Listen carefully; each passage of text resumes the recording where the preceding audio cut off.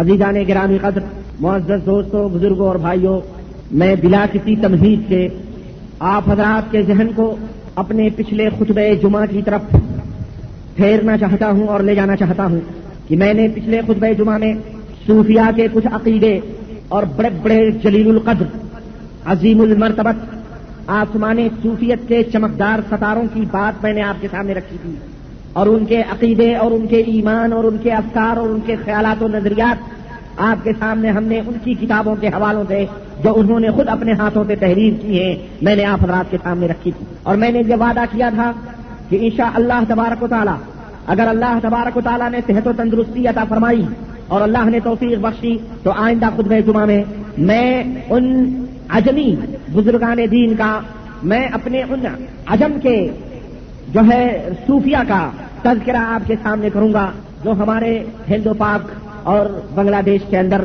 کافی مقام، لوگوں کی نظروں میں کافی عزت اور کافی مرتبہ رکھتے ہیں.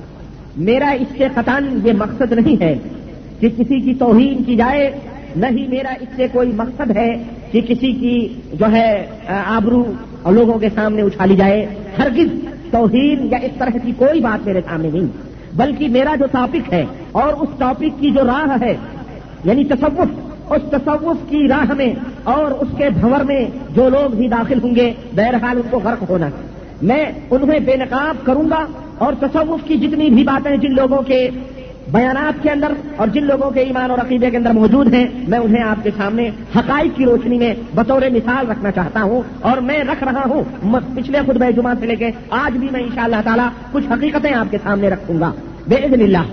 دوستو، میں نے جیسا کہ عرض کیا، اس سے میرا مقصد کسی کی دلاداری نہیں بلکہ ان حقائق کو سامنے رکھنا ہے جن حقائق سے دنیا ناواقف ہے. اور میں یہ بتلا دینا چاہتا ہوں پوری دنیا کے لوگوں کو، اور جہاں تک میری آواز جا رہی ہے اور جن کے کانوں سے میری آواز ٹکرا رہی ہے، میں انہیں یہ بتلا دینا چاہتا ہوں کہ میرے عزیزوں، میرے بھائیوں، میرے دوستوں، نبی کی طرف اپنی نسبت کرنے والے نبی کی امت کے لوگوں، تم جنہیں اولیاء اللہ تسلیم کر رہے ہو، تم جنہیں اندھے طور پر تمہیں علم بھی نہیں ہے، خبر بھی نہیں ہے کہ وہ اولیاء الرحمان ہیں کہ یا اولیاء الشیاطین ہیں، تمہیں اولیاء اللہ کا خطاب دے کر ان کی چوکھٹوں کو چوم رہے ہو، ان کی درگاہوں پہ میلے اور ٹھیلے لگا رہے ہو. اگر وہ صالح ہوتے تو حرام ہی تھی، نیک ہوتے تب بھی ان کے حرام ہے، اور اگر وہ نہیں بھی صالح ہیں پھر بھی بہرحال کہیں تم عقیدت و محبت میں کہیں اس شیطان کی تو پرستش نہیں کر رہے ہو جس شیطان نے ان سب کو گمراہ کیا ہے. میں وہ پردہ آپ کے سامنے اٹھانا چاہتا ہوں، بس یہی میرا مقصد ہے اور اس کے علاوہ اور کوئی میرا مقصد نہیں. تو دوستوں اور بھائیوں، میں نے صوفیوں کے تعلق سے، ان کی تعلیمات کے تعلق سے بھی کچھ باتیں آپ کے سامنے رکھی تھیں. قدیم زمانے سے لے کر، پرانے زمانے سے لے کر آج تک، اور آج تک جتنی بھی صوفیاء پیدا ہوئے سب کی یہ کوشش رہی ہے، سب کی یہ جد و جہد رہی ہے کہ کسی طرح سے لوگوں کی توجہ اللہ کے نازل کردہ بیانات اور اللہ کے نازل کیے ہوئے احکامات اور اس کے بتائے ہوئے عبادات سے ان کی توجہ ہٹا کر ان کے صوفیوں کے گڑھے ہوئے من گڑھت خود ساختہ طریقوں اور ان کے بتائے ہوئے عبادتوں اور ان کے بتائے ہوئے وصول اور پیروی، ان کے بتائے ہوئے وصول و ضابطوں کی پیروی کی جائے، یہ ان صوفیوں کا شروع سے لے کر آج تک مقصد رہا ہے. چنانچہ نہایت ہی شدت اور نہایت ہی سختی کے ساتھ یہ عوام الناس میں یہ بات پھیلاتے ہیں. عوام الناس میں اپنے وصول اور ضابطے اور کچھ طور طریقے، جہاں ترغیبات بھی ہیں، لوگوں کو ڈرانا بھی ہے، دھمکانا بھی ہے اور لوگوں کو لالچ بھی دلانا ہے، دو طریقے اپناتے ہیں. دونوں طریقوں میں چنانچہ یہ کہا جاتا ہے کہ جس کا کوئی پیر نہیں ہے اس کا پیر شیطان ہوتا ہے. اسی طرح سے یہ کہا جاتا ہے کہ جس کا کوئی امام نہیں ہے اس کا امام ابلیس ہوتا ہے. چنانچہ یہ بھی کہا جاتا ہے کہ جنت پانے کی ضمانت کسی صوفی کے کسی بزرگ کے دامن سے وابستگی ہے. اگر تم کسی بزرگ کے دامن سے وابستہ ہو گئے تو تمہیں جنت مل جائے گی. یہ بھی کہا جاتا ہے کہ ہماری جو تعلیمات ہیں یہ اعلیٰ طول یعنی ڈائریکٹ اللہ وحدہ لا شریک سے حاصل کی ہوئی تعلیمات ہیں. یہ بھی کہا جاتا ہے کہ ہمیں نبی علیہ الصلوۃ والسلام سوئے ہوئے میں نہیں بلکہ بیداری میں جاگتے ہوئے انہوں نے آ کر کے ہمیں یہ اوراد اور یہ وظائف اور یہ نماز اور یہ اس طرح کے طور اور طریقے بتلا دیے ہیں. اسی طرح سے یہ بھی کہا جاتا ہے ان صوفیوں کی طرف سے کہ ہمارے بنائے ہوئے طریقوں اور وظیفوں کو جو اپنائے گا اسے اتنا اجر ملے گا، اتنا اجر ملے گا، اتنا ثواب ملے گا، اور اس کے لیے جناب علی جو ہے لاکھوں کروڑوں اربوں کی تعداد میں جو ہے اجر اور ثواب بتائے جاتے ہیں. اسی طرح سے یہ بھی کہا جاتا ہے ان صوفیوں کی طرف سے کہ نماز، روزہ، حج، زکات یہ عوام الناس کی عبادت ہے، یہ غیر مطلوب ہے اللہ تعالیٰ کے ہاں. خاص اور خاص الخاص جو لوگ اللہ کے مقربین ہیں ان کی عبادت یہ نہیں ہے، بلکہ ان کے لیے کچھ مخصوص عبادتیں ہیں. نماز روزہ حج زکات جو تم کرتے ہو یہ اللہ تعالیٰ کے ہاں مطلوب نہیں ہے، یہ چھلکے ہیں. اسی طرح سے یہ بھی کہا جاتا ہے کہ عبادت اور شریعت یہ چھلکا ہے، اور جو اہل ظاہر علماء اور فقہاء کے پاس ہے، کتابوں میں موجود ہے، لیکن اصلی جو گودا ہے، اصلی جو مغز ہے وہ ہم صوفیاء کرام کے پاس ہیں، ہم اولیاء کرام کے پاس ہیں. ہمارے دلوں کے اوپر ڈائریکٹ فیضان ہوتا ہے، ہمارے دلوں کے اوپر ڈائریکٹ اللہ کے انوار و تجلیات ہوتے ہیں. چنانچہ یہ بھی کہا جاتا ہے تم محدثین کے حدیثیں بیان کرتے ہو جو مردوں سے لے کر کے سندیں بیان کرتے ہیں. ہمارا اور ہم صوفیاء وہ ہیں کہ ہمارا دل ڈائریکٹ اللہ تعالیٰ سے تعلیمات حاصل کرتا ہے. اسی طرح سے یہ بھی کہا جاتا ہے اور یہ امت کے سامنے فارمولہ رکھا جاتا ہے کہ پیر کامل اپنے مرید کے ہمراہ ہمیشہ ہر آن ہر لحظہ ہر گھڑی ہوتا ہے، چاہے وہ دنیا کے کسی بھی کونے میں رہے اس کا پیر اس سے جدا نہیں ہوتا ہے، بلکہ وہ پیر زندہ ہو یا مر گیا ہو ہمیشہ اپنے مرید کی حفاظت کرتا ہے. جب وہ بلاتا ہے دکھوں کی سکھوں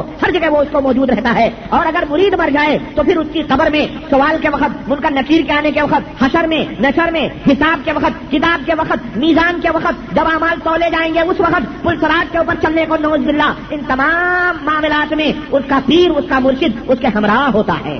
وہ پیر کامل اس کے ہمراہ ہوتا ہے، وہ اس کی طرف سے سب کچھ سنوارتا اور سجاتا ہے. چنانچہ یہ عقیدہ امت کے اندر پھیلایا جاتا ہے. اسی طرح سے یہ بھی بتایا جاتا ہے کہ دیکھو اگر تم کسی واسطے سے منسلک نہیں ہوئے، کسی طریقے یا سلسلے سے منسلک نہیں ہوئے، چشتیہ ہے، یہ قادریہ ہے، یہ شاذلیہ ہے، یہ تیجانیہ ہے، یہ نقشبندیہ ہے، یہ سہروردیہ ہے، یہ جتنے بھی سلسلے ہیں اگر تم ان سلسلوں میں منسلک نہیں ہوئے تو یاد رکھو تم کچھ بھی حاصل نہیں کر سکتے ہو. اسی طرح سے جنت یہ بھی بتایا جاتا ہے صوفیوں کی طرف سے کہ جنت کی لالچ اور دوزخ کے خوف اور اس کے ڈر سے عبادت کرنا یہ بہت بڑا جرم ہے. جنت کی لالچ میں عبادت مت کرو، جہنم سے مت ڈرو، بلکہ اپنا تعلق اللہ سے جوڑو. اس لیے عبادت کرو کہ تمہارا دل اللہ تعالیٰ سے جڑ جائے اور وہاں سے تم اللہ تبارک و تعالیٰ سے ڈائریکٹلی طور پر سب کچھ حاصل کرو. چنانچہ واقعہ بیان کیا جاتا ہے کہ رابعہ بصریہ بیمار ہو گئی تو کچھ لوگ ان کو بیمار کرسی کے لیے آئے اور کہنے لگے آپ بیمار ہو گئی کیوں ہوئی؟ تو انہوں نے کہا یہ تو مجھے معلوم نہیں میں کیوں بیمار ہوئی، البتہ میرے سامنے اللہ تعالیٰ نے جنت کو پیش کیا تو میرا دل جنت کی لالچ میں تھوڑا مائل ہوا،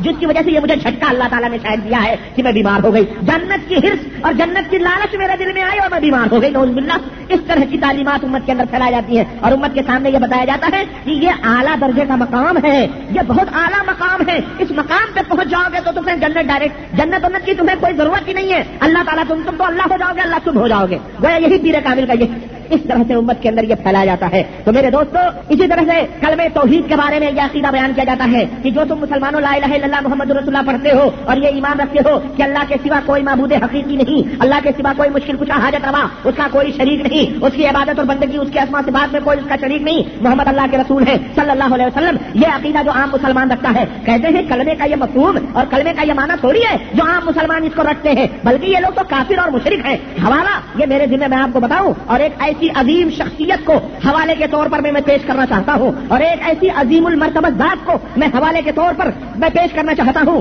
کہ آپ بلندہ رہ جائیں گے، حیرت و استعجاب کے سمندر میں ڈوب جائیں گے. آپ سوچنے میں مجبور ہو جائیں گے کہ آخرکار آج دنیا لاکھوں کروڑوں کی تعداد میں ان کی عبادت کرتی ہے، ان کے نام کی رٹی لگاتی ہے، یا فلاں یا فلاں یا فلاں، ان کے درگاہ ان کے مدار کی چوکھٹیں چاٹتی ہے اور یہاں جا جا کر کے فریادیں کرتے ہیں. جانتے ہیں وہ ہستی کون سی ہے؟ وہ ہند و پاک اور بنگلہ دیش اور اپنے مشرقی ایشیا کی عظیم المرتبہ ہستی جسے سلطان الہند کے نام سے یاد کیا جاتا ہے، وہ ہستی ہے خواجہ غریب النواز کی. ان کی کتاب میرے پاس موجود ہے اور میں چاہتا ہوں آپ کے سامنے کہ ہاتھ کنگن کو آرسی کیا ہے، ہاتھ کنگن کو آرسی کیا ہے اور پڑھے لکھے کو فارسی کیا ہے، آپ کے سامنے میں وہ کتاب رکھتا ہوں اور اس کتاب کے حوالے سے میں آپ کے سامنے کچھ باتیں کرنا چاہتا ہوں. چنانچہ سلطان الہند خواجہ غریب النواز کی یہ کتاب اسرار حقیقی کے نام سے حصہ اول اور حصہ دوم کے اوپر مشتمل ہے. اللہ والے کی قومی دکان، ملک چنن الدین خلف الرشید، ملک فضل الدین ککیزئی، نقشبندی مجددی تاجر کتب منزل نقشبندیہ، کوچہ ککیزئی، کشمیری بازار لاہور.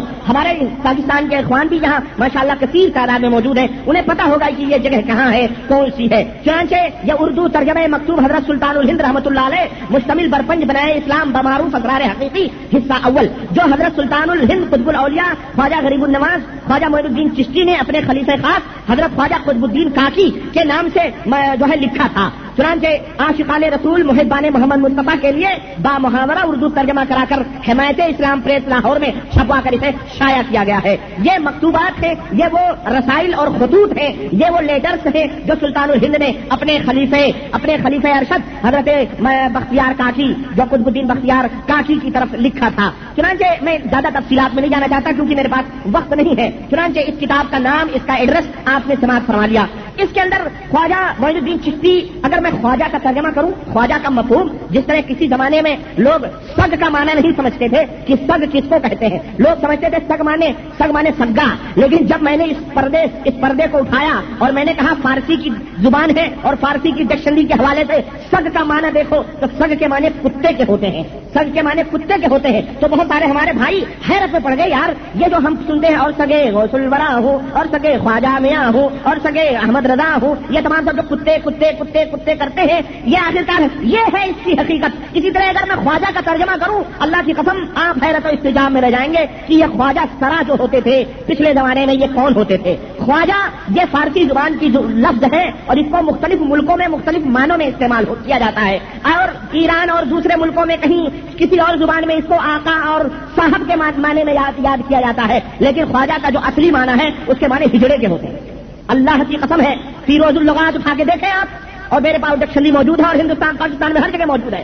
اس کے معنی ہجڑے کے ہوتے ہیں. چنانچہ خواجہ سرا, یہ آپ باغ و بہار اور ہمارے ڈگریوں میں یہ کتابیں ہندوستان کے اندر الہ آباد بورڈ اور دوسرے بورڈوں میں پڑھائی جاتی ہیں, منشی کے امتحانوں میں مولوی حضرات اس سے اچھی طرح واقف ہیں. اس کتابوں میں خواجہ سرا کا نام آتا ہے. خواجہ سرا کس کو کہا جاتا ہے؟ خواجہ سرا اس آدمی کو کہا جاتا ہے جو آدمی مردوں میں بھی کام کرتا ہو, عورتوں میں بھی کام کرتا ہو. اور ایسے لوگ ہجڑے ہوا کرتے تھے جو مردوں میں بھی کام کرتے تھے بادشاہوں کے ہاں, اور محل سراؤں کے اندر بھی جا کر کے وہاں عورتوں میں کام کرتے تھے. چنانچہ آج بھی مسجد نبوی شریف کے اندر جو لوگ کام کرتے ہیں ادھر عورتوں کے ڈپارٹمنٹ میں, وہ افریقہ کے لائے گئے لوگ ہیں جو اس فرنسا جس وقت اس وقت کی گورنمنٹ نے اس کے اوپر جو ہے چھاپا مارا تھا اور ان لوگوں کے عزم تناسل کو کاٹ دیا تھا, ان کی نسلیں یہاں موجود ہیں جو عورتوں میں کام کرتے ہیں. انہیں بھی خواجہ کہا جاتا ہے. جو عورتوں میں کام کرتے ہیں, عورتوں کے بیگ اور چیک کرتے ہیں, وہ بیچارے ہجڑے ہوتے ہیں, مخنث ہوتے ہیں, لیکن مردوں کی شکل میں ہوتے ہیں. وہ ہمارے یہاں کے چھکے نہیں ہوتے تانیاں پیٹ پیٹ کے جو بھیک مانگتے ہیں, نوز باللہ, یہ دیندار لوگ ہیں, پرہیزگار لوگ ہیں. تو عرض کرنے کا مطلب یہ ہے کہ یہ خواجہ جو ہے, میں اس کا ترجمہ بتا رہا ہوں. نوز باللہ میں یہ نہیں کہنا چاہتا کہ معین الدین نوز باللہ کیا تھے کیا نہیں تھے, چشتی صاحب سلطان ہند ان کی حقیقت کیا تھی, خواجہ قطب الدین کی حقیقت کیا تھی, بہاؤالدین کی حقیقت کیا تھی, خواجہ داتا گنج حجری, یہ تمام میں یہ نہیں بتانا چاہتا, مجھے اس کی ضرورت بھی نہیں ہے. میں ایک معنی آپ کو سمجھا رہا ہوں, ایک میں ہٹ دے رہا ہوں کہ سمجھنے کی کوشش کرو اور لغت کی کتابیں اٹھا کے دیکھو کس کا معنی اور مفہوم کیا ہے. چنانچہ یہ خواجہ سید معین الدین بن خواجہ غیاث الدین بن حسن سنجری بن سید حسن احمد بن سید طاہر بن سید عبدالعزیز بن سید ابی حاتم ابی حاتم سید ابراہیم سید بن ابراہیم بن امام مہدی. اب یہاں پہ دیکھیں ذرا سلسلہ سنیں, شیعوں کا سلسلہ ڈائریکٹلی چالو ہے. بن امام مہدی بن امام عسکری بن امام تقی بن امام علی بن امام موسیٰ رضا بن امام موسیٰ کاظم بن امام جعفر صادق بن امام محمد باقر بن امام زین العابدین بن امام سید الشہداء بن شہید کربلا امام حسین علیہ السلام بن خلیفہ چہارم شیر خدا حضرت علی المرتضی. یہ نسب نامہ ہے ان کا. یہ کیا ہے؟ آپ کو 12 امام کے نام اس کے اندر مل جائیں گے. یہ اسی لیے میں کہا کرتا ہوں کہ یہ تصوف یا اس قسم کے صوفیہ جو شیعہ تھے, رافضی تھے, اپنے چہروں کے اوپر انہوں نے سنیت کا لبادہ اوڑھا اور اوڑھ کر کے سنی مسلمانوں کو گمراہ کرنے کی کوشش کی, اور شیطان نے ان کی درگاہوں پر, ان شیعہ رافضیوں کی درگاہوں پر لا کر کے, اور میں ایسے نہیں منبر رسول سے ایسی بات بول رہا ہوں, یہ بہت ذمہ داری کی بات ہوتی ہے. یہ منبر رسول صلی اللہ علیہ وسلم ہے, آپ اس کو کھیل نہ سمجھیں. اگر میں کوئی غلط بات بولوں گا اور بلا دلیل بولوں گا, اللہ تو مرنے کے بعد میں وہاں گرفتاری ہوگی, یہاں قوم میرا گلا ناپے گی. اس لیے میں حوالے کے ساتھ بات بولتا ہوں, اور یہ میری آواز صرف انہی 4 دیواریوں میں قید ہو کے نہیں رہتی ہے, بلکہ اللہ کے فضل و کرم سے ہند و پاک اور دنیا کے گوشے گوشے میں ہماری آواز پہنچ رہی ہے. اور میں سب کو دعوت دیتا ہوں, سب کو میں چیلنج کرتا ہوں کہ اٹھاؤ خواجہ معین الدین چشتی کی اس کتاب کو اور پڑھو ان کے عقیدے اور ایمان کو. دیکھو انہوں نے اس کے اندر حقیقت توحید کی حقیقت, نماز کی حقیقت, روزے کی حقیقت, حج کی حقیقت, زکات کی حقیقت کیا کیا بیان کی ہے. ہاں, بہت نعرے لگاتے سلطان الہند خواجہ اللہ غریب نماز، اب نہ جانے کیا کیا زندہ باد اور مردہ باد کے نعرے لگاتے ہو. آؤ دیکھو میں بتاتا ہوں. کہتے ہیں حضرت معین الدین چشتی، یہ ان کا نسب نامہ ہے. نسب نامے پہ غور کرو تو آپ کو مکمل رافضی شیعوں کے نسب نامے آپ کو نظر آئیں گے اور جا کر کے ملتے ہیں. چنانچہ کہتے ہیں کہ محب ہمراز اہل یقین برادرم خواجہ قطب الدین دہلوی رب العالمین ہر کام میں تمہاری رہنمائی مدد فرمائے. از جانب فقیر معین الدین چشتی ان کی طرف سے واضح ہو کہ توحید کی حقیقت بتا رہے ہیں. کلمہ توحید کی کیا ہے حقیقت؟ کہہ رہے ہیں کہ توحید کے چند نقطے اور ہدایت کے چند رموز اور اسرار بارگاہ رسالت مآب حضرت احمد مجتبیٰ محمد مصطفیٰ صلی اللہ علیہ وسلم سے خاکسار کو بطور فیض روحانی حاصل ہوئے ہیں. غور کیجیے گا عبارت پہ شیخ معین الدین چشتی کے کہ یہ کسی قرآن کے اندر نہیں ہے، یہ حدیث کی باتیں نہیں ہیں. قرآن و حدیث میں یہ چیز تم کو نہیں ملے گی، بلکہ حضور اکرم صلی اللہ علیہ وسلم سے بطور فیض روحانی حاصل ہوئے ہیں. ڈائریکٹلی ہمیں حضور سے یہ فیض حاصل ہوا ہے اور جن پر میرا کلی اعتماد اور پورا پورا اعتقاد ہے. اسے گوش اور ہوش سے سنو اور واقعہ بیان کر رہے ہیں. یہ واقعہ حدیث کا ہے جو تقریباً 10 صفوں کے اوپر، تقریباً 15 صفوں کے اوپر مشتمل ہے. 20 صفوں کے اوپر، 20 21 تقریباً 23 صفوں کے اوپر یہ حضور صلی اللہ علیہ وسلم کی ایک حدیث منقول ہے نعوذ باللہ. اور یہ وہ حدیث ہے جو حضور سے انہوں نے ڈائریکٹ سنی ہے، ان کے دل کے اوپر فیضان ہوا ہے. وہ حدیث کا کیا ہے؟ چنانچہ واقعہ لمبا ہے، میں وہ کیا بیان کروں گی. وہاں حضور صلی اللہ علیہ وسلم بیٹھے ہوئے تھے، ابو بکر، عثمان، علی، حسن، حسین، ابو ہریرہ، انس، عبداللہ ابن مسعود، خالد، بلال بیٹھے ہوئے تھے اور حضور علم و حکمت اور حقائق اور معرفت کی بیان کر رہے تھے. اتنے میں حضرت عمر آ گئے تو حضور نے کہا اے زبان اب تو بند ہو جا. صحابہ نے کہا یا رسول اللہ حضرت عمر آئے، ابھی تک تو علی تھے، حسن تھے، حسین تھے، ہم تھے، بلال تھے، ابو بکر تھے، عثمان تھے، آپ بیان کر رہے تھے. عمر آئے، آپ چپ ہو گئے. کہنے لگے اصل میں کیا ہے کہ شیر خوار بچے کو اگر مرغن حلوہ اور گوشت وغیرہ غذا کھلائی جائے تو اسے نقصان ہو جائے گی، لیکن جب بچہ بالغ ہو جاتا ہے تو کھانے پینے کی کوئی چیز اسے نقصان نہیں پہنچاتی. کیا معلوم ہوا؟ حضرت حسن، حضرت حسین، حضرت بلال، حضرت عمر فاروق اعظم سے بہت زیادہ افضل ہوئے کہ نہیں ہوئے؟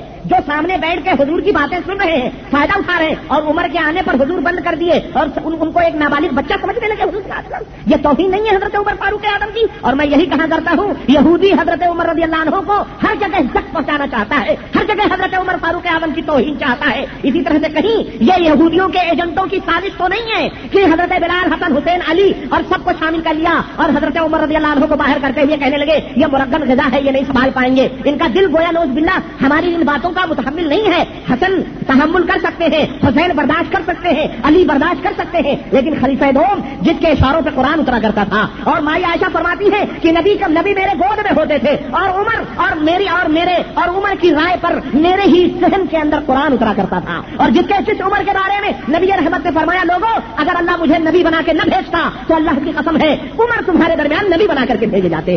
وہ ذات بابرکت. اس کے بارے میں خواجہ معین الدین لکھ رہے ہیں کہ جناب علی وہ اس حسن، حسین، بلال یہ تمام سب اس کو حضور کی ان باتوں کو برداشت کر سکتے تھے اور اپنے دل میں سما سکتے، لیکن عمر ایک شیرخوار نابالغ بچے کی طرح ہے جنہیں مرغن غذائیں نہیں ہضم ہو سکتی ہے. یہ کیا ہے؟ یہ صحابہ کی توہین نہیں ہے. سلمان رشدی خبیث اگر مائی عائشہ کی ذرہ بھی آیتیں شیطانی لکھ کر کے توہین کرتا ہے تو ہندوستان پاکستان کے یہ غریب مسلمان اپنی چھاتیاں کھول کے سڑکوں اور روڈوں کے اوپر پولیس کے ڈنڈے کھانے کے لیے آتے ہیں. لیکن خواجہ معین الدین عقیدت و محبت کی آڑ میں ایک صحابی کی شان میں گستاخی کرے اور اس کی شان میں، صحابہ کی شان میں اس طرح کی بات کہیں تو وہ بہت بڑے ولی اللہ کہاں گئے؟ تم نے ہتھیار دیے ہیں سلمان رشدی کو، تم نے ہتھیار دیے ہیں دشمنان اسلام کو، تمہارے بزرگوں نے ہتھیار دیے ہیں اس طرح سے انہوں نے یہ باتیں لکھی. اور آگے سنو، کہتے ہیں پھر حضور صلی اللہ علیہ وسلم نے دوسری باتیں حضرت عمر سے کہنا شروع کری. کہنے لگے عمر کی باطنی استعداد اور قابلیت کے موافق دوسرے اسرار اور معرفت بتانے لگے. چنانچہ حضرت عمر کو تلقین فرماتے ہوئے حضور نے فرمایا اے عمر سنو،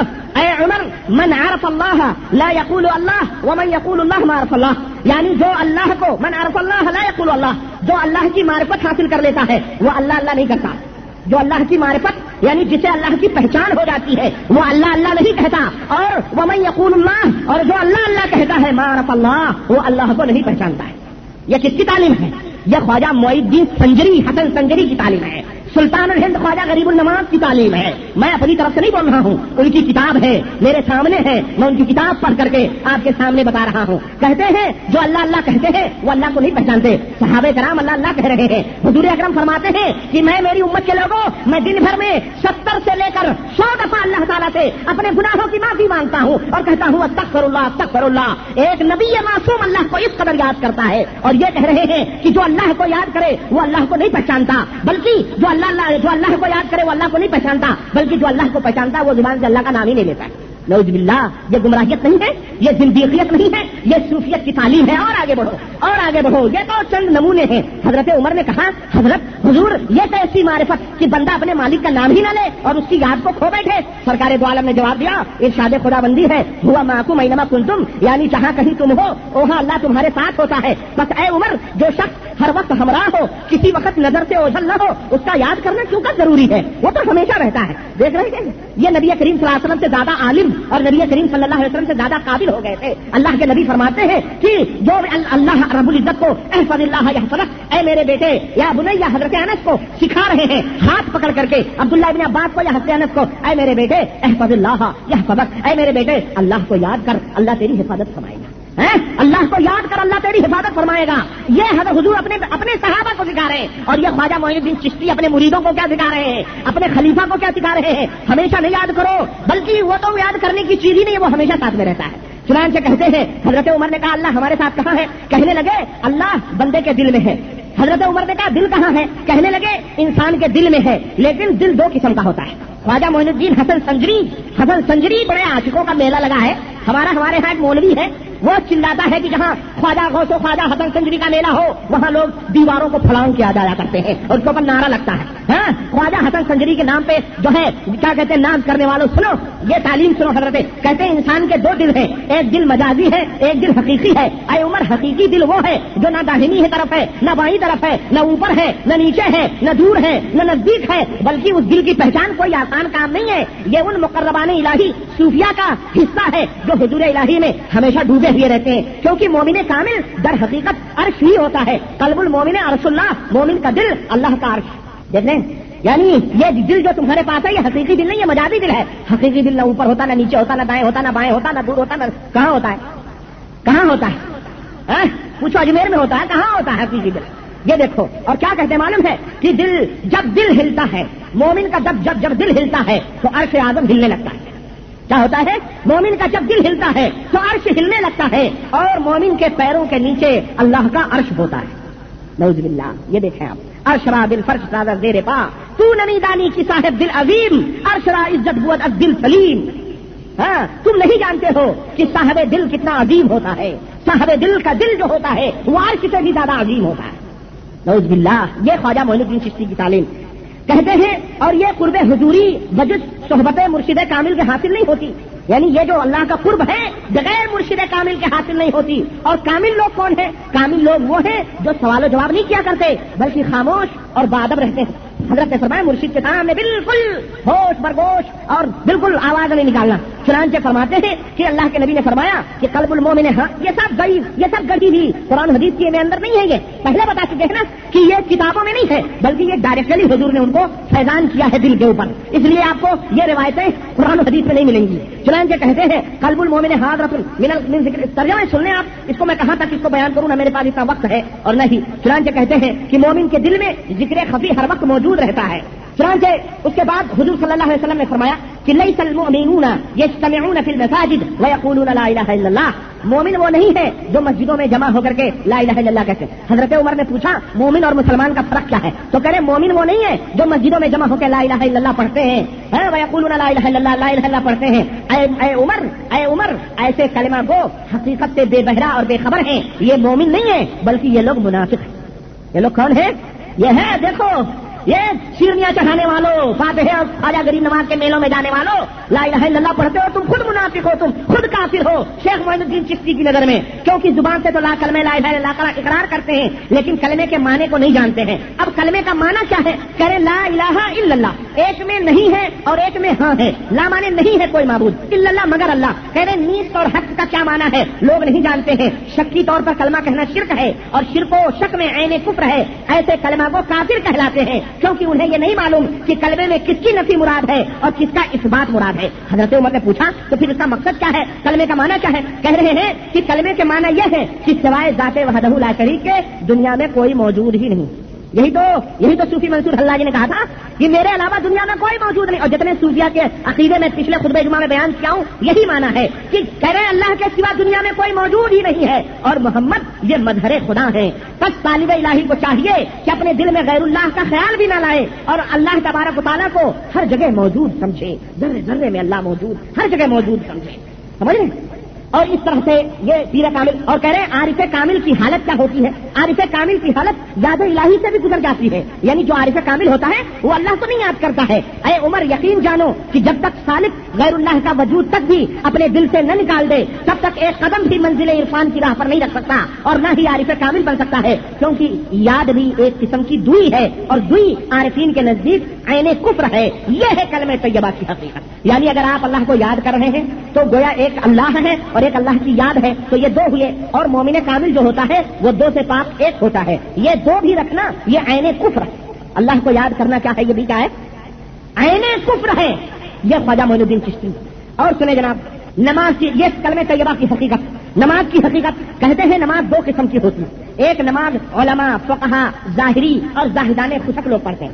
علماء فقہا امام ابو حنیفہ، امام الترمذی، امام ابو داؤد، امام نسائی، امام احمد بن حنبل، یہ جو ائمہ اسلام ہیں فقہا اور محدثین ہیں یہ ان کی نمازیں ہیں جو صرف قول و فعل تک ہی محدود ہوتی ہیں. اس سے وصال الہی نہیں حاصل ہوتا ہے.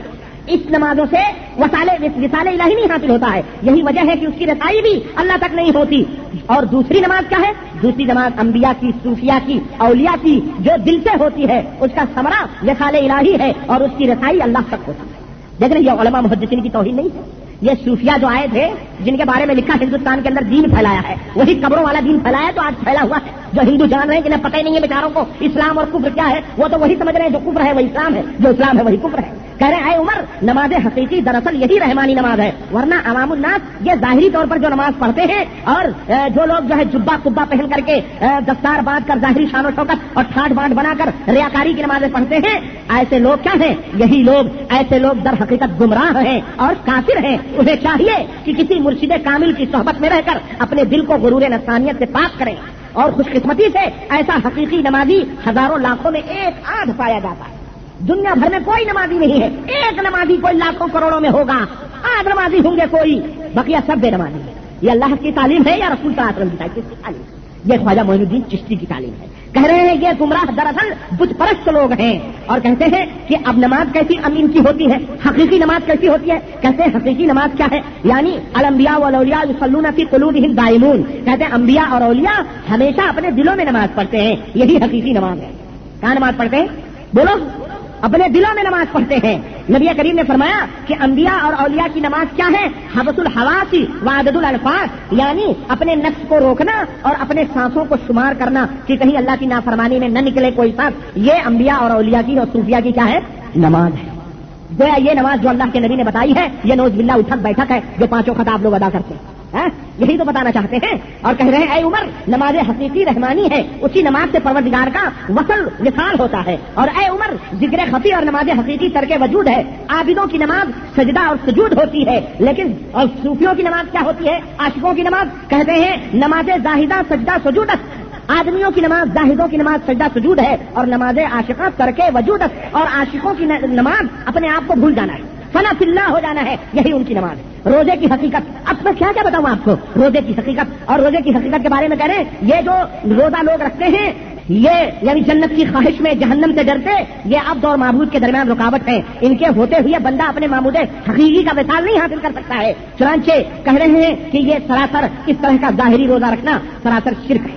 نعوذ باللہ. سراسر کیا ہے؟ یہ شرک ہے. کہہ رہے ہیں اور نماز کو روزے کو توڑنے والی چیزیں ہیں اللہ کا ڈر اور اللہ کے ڈر سے نماز ٹوٹ جاتی ہے. جنت کی خواہش سے روزہ ٹوٹ جاتا ہے. قیامت کے خوف سے روزہ ٹوٹ جاتا ہے. کہہ رہے ہیں کہ غیر اللہ کی طرف فکر و خیال کرنے سے روزہ ٹوٹ جاتا ہے. آخرت کا فکر کرنے سے روزہ ٹوٹ جاتا ہے. یہ سب نواقض روزہ. اس سے روزے کیا ہو جاتے ہیں؟ ٹوٹ جاتے ہیں. یہ کس کی تعلیم ہے؟ یہ خواجہ معین الدین چشتی حسن سنجری سلطان الہند کا کسی تعلیم ہے. یہ کہہ رہے ہیں کہ روزہ حقیقی کا افطار کیا ہوتا ہے؟ کہہ رہے ہیں روزہ حقیقی کہ روٹی پانی سے تھوڑی کھولا جاتا ہے بلکہ صرف دیدار الہی سے. ہمارا افطار کس سے ہوتا ہے؟ دیدار الہی سے ہوتا ہے. چنانچہ کہہ رہے ہیں نبی کریم نے فرمایا کہ اے عمر روزہ حقیقی کی ابتدا بھی دیدار الہی سے ہوتی ہے اور انتہا بھی دیدار الہی سے ہوتی ہے. چنانچہ کہہ رہے ہیں کہ روزہ جو ہے شرط ہے، کہہ رہے حقیقی روزے کے لیے یہ افطار شرط نہیں ہے بلکہ افطار کے لیے روزہ شرط ہے. یعنی اللہ کے جو اولیاء ہیں وہ ہمیشہ روزہ رکھتے ہیں. یہ نہیں کہ کبھی روزہ رکھو کبھی افطار کرو، بلکہ وہ ہمیشہ روزہ رکھتے ہیں. اے عمر تمام لوگ روزہ رکھتے ہیں جن میں کھانے پینے جمع سے اجتناب کرنا پڑتا ہے. یہ حقیقی روزہ نہیں بلکہ یہ مجازی روزہ ہے. فنا کے یہ معنی ہے کہ اسرار الہی ان کو حاصل نہیں ہوئے، وہ ظاہری زیب و زینت میں پڑے ہوئے ہیں. یہ لوگ حقیقت سے بے بہرا لوگ ہیں، یہ لوگ گمراہ لوگ ہیں. اور حقیقی روزہ وہ ہے جو اللہ تبارک و دیدار سے ہوتا ہے. وہی تو کہا تھا نا وہ صوفی حلاج نے کہ روزہ رکھو کیا، بس یہ صبح اور شام پتہ نہیں 2 رکعت کتنی نمازیں پڑھ لو اور خلاص روزہ تمہارے اوپر معاف ہے. اسی طرح کے یہ صوفیوں کے روزے ہیں. اور سنیں کہتے ہیں کہ حضور صلی اللہ علیہ وسلم نے فرمایا کیا کہ جس کے پاس یعنی ملا شیخ الہ لا دین الہ ملا دین الہ ولا عرفان الہ، بے مرشد بے دین ہوتا ہے، بے دین معرفت الہی سے بے بہرا ہوتا ہے. اور اس طرح کے اور کہتے ہیں کہ اللہ کے نبی نے فرمایا کہ میرے اولیاء میری قبا کے نیچے ہیں، ان کے مرتبے میں کوئی نہیں جانتا سوائے میرے. اے عمر سالکان غیر مجذوب اب وہ کامل مرشد کے معرفت الہی حاصل نہیں ہو سکتی. اصلاح باطنی کے بغیر عالم جبروت تک ان کی رسائی نہیں. چھوڑیں جہاں تک میں ان کی باتیں بتاؤں، یہ روزہ، یہ حج، یہ زکات، گویا کہہ رہے ہم لوگ غلام ہیں، ہمارے اوپر زکات واجب نہیں، ہم دیوانے ہیں. یہ جو زکات لوگ دولت کے اندر دیتے ہیں یہ لوگ کافر اور مرتد لوگ ہیں. اسی طرح حج کعبہ کہہ رہے ہیں کہ انسان کا دل کعبہ ہوتا ہے، وہاں عرش ہوتا ہے، وہاں بیت المقدس اور خانے کعبہ جانے کی ضرورت نہیں ہے، بلکہ اصلی اور حقیقی حج یہ ہے کہ اپنے دل کے اندر وہ حج ہوتا ہے. غرض کی میرے عزیزوں، اور حضرت عمر نے پوچھا کہ حضرت یا رسول اللہ اس خاک کے پتلے میں بولنے والا، سننے والا، جاننے والا، دیکھنے والا کون ہے؟ یہ جو خاک کا پتلا ہے اس میں بولنے والا، سننے والا، دیکھنے والا، جاننے والا کون ہے؟ حضرت معین الدین ارشاد فرماتے ہیں کہ وہی خدا بولنے والا ہے، وہی سننے والا ہے، وہی دیکھنے والا ہے. نعوذ باللہ یہ خاک کا پتلا اللہ ہوا نہیں ہوا؟ یہ تعلیم ہے. کہہ رہے ہیں کہ حضرت عمر نے پوچھا یا رسول اللہ ذات خاص حضرت کے باشد حضرت کی حقیقت کیا ہے؟ تو آپ صلی اللہ علیہ وسلم تو کہتے ہیں کہ حضرت معین الدین چشتی کہتے ہیں انا احمد بلا میم، حضرت محمد رسول اللہ صلی اللہ علیہ وسلم کی ذات کیا ہے؟ حضور نے فرمایا انا احمد بلا میم، میں احمد ہوں بغیر میم کے، میں احمد ہوں بغیر میم کے. میم ہٹا دو احمد سے تو کیا باقی رہ جاتا؟ احد. اور اللہ نے کیا فرمایا؟ قل هو اللہ. گویا جو میں نے پچھلے جمعے میں بتایا تھا کہ جبریل نے پردہ اٹھا کے دیکھا تو حضور وہی فرما رہے ہیں. تو جبریل نے کہا اللہ کے نبی آپ محمد اور محمد کو وہی پہنچا رہے، دینے والا بھی وہی، لینے والا بھی وہی. یہی عقیدہ ہے نا. یہ عقیدہ اگر یہ صوفیہ رکھیں تو زندیق اور کافر. یہ معین الدین چشتی خبر میں بیٹھ کر کہاں سے ولی اللہ بن گئے جن کے درگاہ یہ شیطانی چکر ہے. میں آپ کو کیا بتاؤں، یہ پوری ان کی حقیقت ہے اس کتاب کے اندر. میں سمجھتا ہوں کہ اتنی حقیقت بیان کرنے کے لیے کافی ہے. میرے پاس ایک اور بزرگ ہے جو وہی خواجہ بندہ گیسو دراز کے حقیقتوں میں تھے. یہ جوان الکلم، یہ ان کے مزار کے دروازے کی تصویر جس کے اوپر لکھا ہوا ہے کہ لا الہ الا اللہ محمد رسول اللہ علی ولی اللہ، یعنی شیعہ.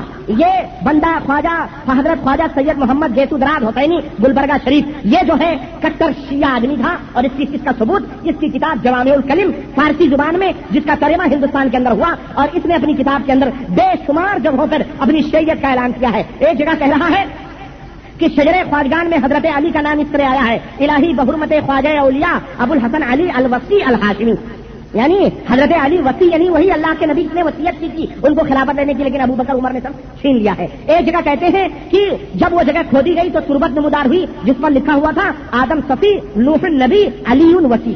یہ جوامع الکلم حصہ 2 207 اور جوامع الکلم حصہ 14-15. اسی طرح سے میں آپ کو کیا بتاؤں، اس کی تعلیمات میں بہت ساری شیعیت، اور اس کی تعلیم میں جو رہنمائے دکن ایک پرچہ نکلتا ہے حیدرآباد سے، گلبرگہ سے ایک پرچہ نکلتا ہے احسان 10/7/1988 کا، اور پھر اسی طرح سے 1988 11/7 کے جریدے میں لکھا گیا کہ حضرت کی جو جوامع الکلم ہے یہ ایک الہامی کتاب ہے اور الہام لدنی ہے. اور خواجہ صاحب اور کہتے ہیں کہ خواجہ صاحب کے ایک ایک لفظ پر قرآن و حدیث کی مہر لگی ہوئی ہے. یعنی خواجہ صاحب کی جو یہ کتاب ہے اس کے ایک ایک لفظ پر قرآن و حدیث کی مہر لگی ہوئی ہے. آؤ میں بتاتا ہوں کہ ان کن کن چیزوں پر کیا یہ قرآن و حدیث ہے جس طرح سے انہوں نے اس کے اندر لکھا ہے. یہ دیکھو، یہ بیان کرتے ہیں بے بنی حضرت معاویہ رضی اللہ تعالیٰ عنہ کے سلسلے میں دشمنی. کہتے ہیں کہ معاویہ نے ایک عورت کو 30,000 درہم دے کر کہا کہ کسی طرح سے حضرت عائشہ کو قتل کر دے.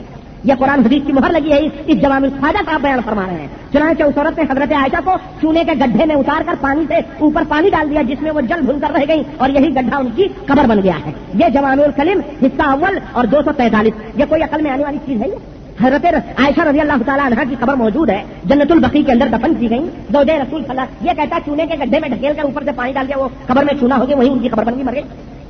یہ قرآن حدیث کی مہر لگی ہوئی. اور دیکھیں آپ سے یہ کہہ رہے ہیں حضرت علم لدنی اور الہام ربانی کے شہپارے.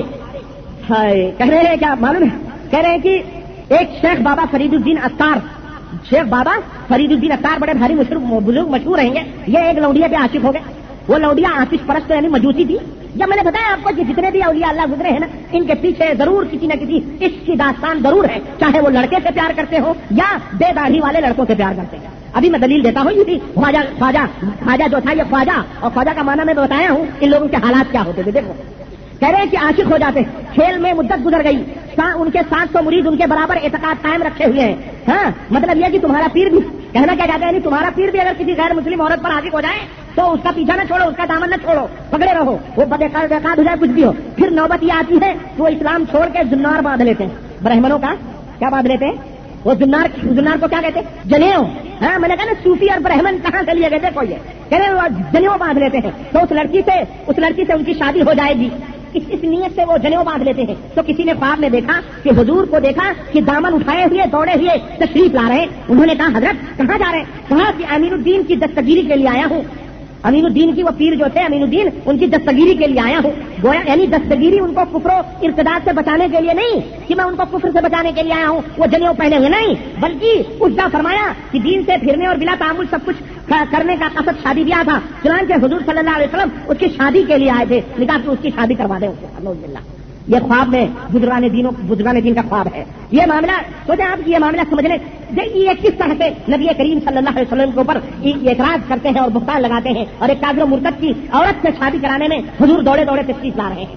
اور اسی طرح سے میں نے بتایا امرت پرستی یعنی بغیر داڑھی کے چھوکروں کو چاہنا اور لباست کا کام ان یہودیوں اور مجوسیوں کا کام رہا ہے. چنانچہ ان صوفیوں کے ہاں بھی اس طرح سے موجود ہے کہ ایک بزرگ تھے، کہتے ہیں حسین عورت سے شادی کر لو تو معاملہ ختم ہو جاتا ہے، لیکن بغیر داڑھی والے لڑکوں سے پیار کرو تو وہ ہمیشہ وہ معاملہ رہتا ہے، وہ اس میں وہ شہوت اور وہ محبت ختم نہیں ہوتی ہے. کہتے ہیں کہ اقرب الطریق الی اللہ رؤیت الامارف. شیخ الانفاس العارفین شاہ ولی اللہ محدث دہلوی نے اپنی کتاب میں شیخ ابو الرضا کے ملفوظات میں یہ بات تحریر فرمائی ہے کہ انفاس العارفین مکتبۃ الفلاح دیوبند یوپی 232 صفحے کے اندر یہ واقعہ موجود ہے کہ حضرت ابو الرضا فرماتے ہیں کہ حسین لڑکوں کو دیکھنا یعنی گھورنا اللہ تک پہنچنے کا قریب ترین راستہ ہے. نعوذ باللہ. یہ صوفیاء ہیں. یہ دیکھیں فرمایا اللہ اکبر، میں کیا بتاؤں. چنانچہ ایک بزرگ تھے، کہہ رہے ہیں کہ ایک بزرگ کے ہاں قوالی کی محفل جمی ہوئی تھی، لوگ آ رہے تھے. اچانک حضرت کی نظر ایک نہایت حسین اور خوبصورت لڑکے پر پڑ گئی. آپ نے اس کو بلا کر نام پوچھا. اس نے کہا ہر فروخ یعنی خدا کا روح. حضرت کو وجد طاری ہو گیا. فرمایا قوالی تو یہی ہو گئی. حضرت نے فرمایا قوالی تو یہی ہو گئی، اور اس لڑکے کو بٹھا کر اس کے چاروں طرف ناچنے لگے اور تقریباً 2.5 گھنٹے تک ناچتے رہے اس خوبصورت لڑکے. چنانچہ کہتے ہیں کہ حضرت یہ خواجہ بندہ گیسو دراز اپنی کتاب جوام الکلم کے اندر فرماتے ہیں کہ شیخ اوحد الدین کرمانی کا اسی طرح ذکر کیا گیا بحالت روزہ میں کہ شیخ کی نظر نابالغ لڑکوں پر پڑی ہی رہتی. حضرت فرماتے ہیں خواجہ یہ بندہ گیسو دراز حسینی کہ حضرت شیخ اوحد الدین کرمانی کی نظر ہمیشہ نابالغ لڑکوں پر پڑی رہتی تھی. اگر سما میں کوئی لڑکا اوحدی کے سامنے آ جاتا تو وہ دوڑتے اور اس کے اوپر گر پڑتے. نعوذ باللہ. دیکھیں صوفیہ بزرگان دین، یہ وہ کتاب ہے جس کے اوپر اور جس کے لفظ پر قرآن و سنت کی مہر لگی ہوئی ہے. ہمیں بتایا جائے یہ کون سے قرآن کی تعلیم ہے اور کون سے نبی کے فرمان کی تعلیم ہے. نعوذ باللہ. جو حضرت خواجہ بندہ گیسو دراز اپنی کتاب جوام الکلم میں نوٹ فرماتے ہیں. اور سنو، کہتے ہیں کہ ایک کمسن شوخ چشم نے ارادہ کیا کہ اگر ایک لڑکا تھا، کمسن تھا، نو عمر تھا، لیکن بڑا خوبصورت تھا اور چالاک بھی تھا. اس نے سوچا کہ اگر یہ حضرت مجھ پر گریں گے تو کٹارے سے میں تھوڑا کٹار سے ختم کر دوں گا، یعنی میں چاقو مار دوں گا ان کو اگر یہ میرے اوپر گرے گا. یہ شیخ اس پر جا کر گرے اور وہ لڑکا کیا ہو گیا؟ بے ہوش ہو کر گر گیا. بےہوش ہو گیا، اور یہی نہیں کہ بے ہوش ہو گیا، بے ہوش ہو کر گر پڑا اور مر گیا. اور حضرت اور حضرت الدین نے فرمایا خدا کے قہر کے سامنے یہ کب کھڑا رہ سکتا ہے. نعوذ باللہ. دیکھ رہے ہیں آپ یہ کیا ہے؟ یہ صوفیوں کی تعلیم. میں آپ کو کیا بتاؤں، اگر یہ سلمان رشدی لکھے تو تم تو اس کی ماں بہن اور پتہ نہیں کیا کرنے لگتے ہو مسلمانوں. اور سنو، اور تمہیں قبروں کی تعلیم ہے، میں کیا بتاؤں اس کو پوری اس کے اندر اور کہہ رہے ہیں کہ حضرت فاطمۃ الزہرا کے سلسلے میں آپ کو بتاؤں حضور اکرم صلی اللہ علیہ وسلم کی توہین کے یہ دلخراش نمونے میں آپ کے سامنے پیش کر رہا ہوں. توہین رسالت سلمان رشدی نے بھی ایسی توہین نہیں کی ہوگی جو اس خبیث خواجہ بندہ گیسو دراز گلبرگہ والے نے کی ہے. اپنی کتاب جوام الکلم کے اندر یہ لکھتا ہے روز دوشنبہ 2 ذوالحجہ 802 ہجری کی مجلس میں فرمایا کہ رسول اللہ صلی اللہ علیہ وسلم دلگیر ہوتے تو سیدہ فاطمہ کی تالو سونگا کرتے. سبب پوچھا گیا تو فرمایا کہ شب معراج میں مجھے ایک سیب دیا گیا جسے میں نے کھایا تو مجھ میں فرحت اور خوشی بڑھ گئی اور قوت شہوانی زیادہ ہو گئی. خدیجہ سے ہم بستری کی, بس اسی رات فاطمہ کا حمل قرار پایا, اور جب کبھی ان کی تالو سونگھا کرتا ہوں تو مجھے اسی سیب کی بو آتی ہے جس سے میرا دل کشادہ ہو جاتا ہے. نعوذ باللہ, یہ گستاخانہ بات دیکھ رہے ہیں آپ, جبکہ معراج سے قبل ہی حضرت خدیجہ الکبریٰ رضی اللہ تعالیٰ عنہا کا کیا ہو چکا تھا؟ انتقال ہو چکا تھا. یہ اولیاء اللہ ہیں. معراج ہونے سے پہلے ہی حضرت خدیجہ کا انتقال ہوا تھا, اور معراج ہونے سے پہلے ہی ابو طالب کا بھی انتقال ہو چکا تھا. اور یہ کہہ رہا ہے, یہ صوفی کہہ رہا ہے, جنت میں سیر ملا تھا, تالو چونگتا ہوں, اور اسی رات میں نے حضرت خدیجہ سے ہم بستری کی تو حضرت فاطمہ کا حمل ہوا. میرے مسلمانوں دوستوں, یہ کیا ہے؟ اور سنیں آپ, میں کیا کیا سناؤں, رہنے میں میرا دل بھر گیا ان کمینوں سے. اس طرح سے یہ کتابیں ہیں میرے عزیز, میرے دوست, میرے بھائی. میرے کہنے کا مطلب یہ ہے, یہ دیگ کے وہ چاول ہیں جو ایک دو میں نے نکال کے آپ کے سامنے رکھے ہیں. اس طرح کے چاول ولایت کے نام پر, بزرگیت کے نام پر کوئی یہ نہ سوچے کہ ارے فلانے حضرت کے بارے میں نہیں ربانی نے بیان کیا, فلانے کلیئر کے بارے میں نہیں بیان کیا, کشوشا کے بارے میں نہیں بیان کیا, پاک پٹن کے بارے میں نہیں بیان کیا, وہ خواجہ بختیار کاشی کے بارے میں نہیں بیان کیا, چراغ دلی کے بارے میں نہیں بیان کیا, ہاں داتا گنج حجویری کے بارے میں, فلانے کے بارے میں. داتا گنج حجویری کے بارے میں میرے پاس کتاب ہے بہشتی راہ بہشت, اس کے اندر آتا ہے کہ حضرت خواجہ معین الدین چشتی جا کے قبر کے اوپر مراقبے میں تھے, ایک رنڈی آئی اور اس نے کہا دادا ہمیں میرا محبوب دلا دے. فوراً اس کا عاشق آ گیا اور باہوں میں باہیں ڈال کے مزار سے لے کے چلا گیا. حضرت خواجہ غریب نواز نے فرمایا, حضور ایک طوائف جس کی ذات بدکار بدقیمت آ کر کے آپ سے فریاد کرتی ہے اور آپ اسے دے دیتے ہیں, اور یہاں برسوں سے میں سر رگڑ رہا ہوں, مجھے آپ نہیں دیتے. تو قبر شریف سے آواز آئی کہ خواجہ معین الدین, ہم تم سے بہت پیار کرتے ہیں, اس کا ایمان میرے اوپر پکا تھا اور بہت بھی میری عاشقہ تھی, اس لیے میں نے اس کی مراد جلدی پوری کر دی. تم سے بڑی محبت ہے, اس لیے تھوڑے دن تک یہاں قیام کرو. راہ بہشت کے اندر خواجہ داتا گنج حجویری کے قبر کے دروازے کے اوپر وہ شعر ایک لکھا ہوا ہے. وہ شعر یہی خواجہ معین الدین چشتی حسن سنجری اجمیری کا شعر ہے جو آج بھی اس کے دروازے کے اوپر لکھا ہوا ہے. جا کے پڑھ لے کوئی داتا گنج حجویری کے مزار کے اوپر, سمجھ رہے؟ تو یہ نہ کوئی سوچے کہ ان بزرگوں کا نام نہیں آیا. میں یہ کہنا چاہتا ہوں, ایک حمام میں یہ سارے کے سارے ننگے ہیں, اور انہی کا نتیجہ ہے کہیں بلے شاہ ہے, کہیں لال شاہ ہے, کہیں پیلے شاہ ہے, کہیں اجالے شاہ ہے, کہیں ادھیرے شاہ ہے, کہیں نتھو شاہ ہے, کہیں کھوتے شاہ ہے, کہیں رحیلے شاہ ہے, کوئی فلانے شاہ ہے, کہیں فلانے شاہ. ہر جگہ ہمارے ہند و پاک کے اندر اسی وجہ سے ان قبروں کی پوجا ہوتی ہے, اسی وجہ سے ان ولیوں کا نام لے کر کے لوگوں کو گمراہ کیا جاتا ہے. مسلمانوں آنکھیں کھولو, یہ یہودیوں کی سازش ہے, تمہارے ایمان اور عقیدے کو کمزور کر تمہیں غلام بنانا چاہتے ہیں. اٹھو اور ایک ہاتھ میں قرآن کی تلوار لو اور ایک ہاتھ میں سنت رسول اللہ صلی اللہ علیہ وسلم تھامو, اور دیکھو کس طرح سے اللہ تعالیٰ تمہاری نصرت اور حمایت کرے گا. لیکن جب تک تم دادی اور دادا فلانے اجمیری سجمیری اور ان بغدادی سردادی کے چکروں میں رہو گے, اللہ کی قسم دنیا کے یہ بدباطل لوگ اور دنیا کے فاسق و فاجر چور اور لٹیرے تمہارے سروں کے اوپر حکمرانی کرتے رہیں گے. اسلام نہیں آئے گا, تمہارا وجود ختم کر دیا جائے گا, تم مٹا دیے جاؤ گے, تم برباد کر دیے جاؤ گے. مسلمانوں, اس لیے صرف اللہ اور اس کے رسول کی تعلیم کو اپناؤ اور ان سب کو لات مارو. اور دنیا میں جتنی بھی قبریں ہیں اور جتنے بھی یہ بزرگوں کے ناموں کے اوپر بنائے گئے مندریں ہیں اور شرک و کفر کے اڈے ہیں, ان اڈوں کو دنیا سے ناست و نابود کر دو, ان سب کو ختم کر دو, ان کا وجود دنیا سے مٹا دو. شرک دنیا سے مٹے گا, اللہ کی توحید کا غلبہ ہوگا, محمد رسول اللہ کی سنت آئے گی, اللہ کی رحمتیں وَلَوْ آمَنُوا أَهْلَ الْقُرَىٰ لَفَتَحْنَا عَلَيْهِمْ بَرَكَاتٍ مِّنَ السَّمَاءِ وَالْأَرْضِ. اللہ نے فرمایا اگر یہ بستی والے ایمان لے آئے, سچے ایمان لے آئے, تو زمین و آسمان سے برکتوں کے دہانے ہم ان کے لیے کھول دیں, اپنی رحمتوں کے دروازے کھول دیں. آج تم دلیل ہو, رسوا ہو, برباد ہو, برکات ہو, سب کچھ ہو. مسلمانوں, اس کی وجہ ہے, اس کی وجہ یہی ہے کہ اللہ کی حقیقی توحید کو چھوڑ کر ان کتے صاحب, بلی صاحب, بھینسے صاحب, کھانے جا اجمیری کلیری فلانی بغدادی سچنی اور کشوجی اجمیری, ان کے چکروں میں پڑ کے تم برباد ہو چکے ہو. توبہ کرو ان چیزوں سے. یہ صوفیہ کی تعلیمات تھی جو میں نے آپ تک پہنچائی. اللہ وحدہ لا شریک سے دعا ہے کہ اللہ تعالیٰ ہمیں نیک عمل کرنے کی توفیق عطا فرمائے اور ہم تمام مسلمانوں کو کتاب و سنت کا سچا اور پکا علم بردار بنائے اور اپنی توحید کے اوپر ہماری موت فرمائے. الہ العالمین.